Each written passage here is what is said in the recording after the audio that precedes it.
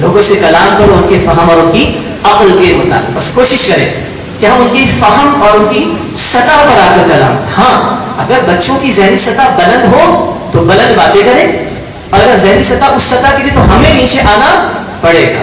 اور بچوں کو پڑھانا بچوں کا کام یعنی مشکل بات ہے, تھوڑا سا ہمیں ایثار کرنا پڑے گا, ہمیں تھوڑا نیچے اترنا پڑے گا انشاءاللہ. اچھا ادھر دیکھیں سنت میں کیا ہے, آسانی پیدا کر حضور فرماتے ہیں لوگوں کو نفرت نہ دلاؤ.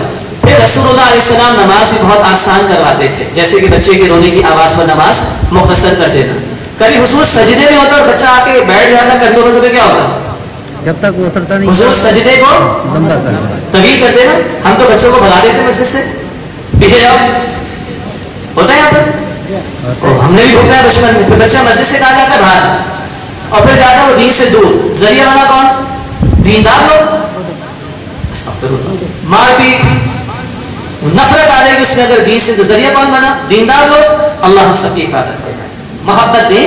اور ہاں ایک اور بات دیں, ایک صحابی رضی اللہ عنہ گھوڑے کو قابو کرنا چاہ رہے تھے, گھوڑا قابو میں نہیں آیا. 2-3 دفعہ کے بعد انہوں نے گھوڑا چھوڑا, سجدے میں چلے گئے. سجدے کے بعد اٹھے تو کسی نے کہا بھائی یہ کیا کر رہے ہیں آپ؟ کہا بھائی مسئلہ یہ ہے کہ یہ گھوڑا میرے تابع ہے اور میں اللہ کے حکم کے تابع ہوں, تو لگ رہا میں نے آج اللہ کے ساتھ کچھ گڑبڑ کی ہے.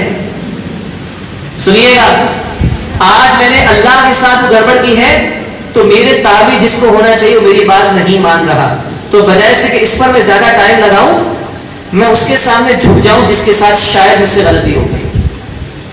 تو آپ سوچیں کہ ہم تو گڑبڑ بھی کر رہے تھے. ایک بات, اور دل کی بات اگلی یہ ہے, ہم اپنے طلبہ و طالبات کے لیے دعائیں بھی کرتے ہیں اللہ سے. اللہ کے رسول نے دشمنوں کے لیے دعائیں کی. اللہ عمر بن ہشام, کس کا نام ہے, ابو جہل. اللہ ابو جہل یا عمر بن خطاب رضی اللہ عنہ, ایک تو مجھے دے دے گا اور اس کے ذریعے اسلام کو عزت عطا فرما دے. غور کیجیے گا, حضور نے اس وقت دشمنوں کے لیے دعائیں مانگی. کیا ہم اپنوں کے لیے بھی دعائیں مانگتے ہیں؟ شامل کریں اپنی دعاؤں میں اپنے آپ کو, اپنے گھر والوں کو, ہمیں بھی اور اپنے طلباء و طالبات. آپ دیکھیں یہ قرآن ان کو ہم کو کہاں پہنچائے گا انشاءاللہ. ان اللہ یرفع بهذا الکتاب اقواما ویدع به آخرین. بے شک اللہ اس قرآن کی بدولت قوموں کو عروج عطا فرمائے گا اور اس کو ترک دینے کی وجہ سے قوموں کو ذلیل اور رسوا کر دے گا. اقبال نے کہا تھا نا, وہ زمانے میں معزز سے مسلمان ہو کر اور تم خوار ہوئے تاریخ قرآن ہو کر.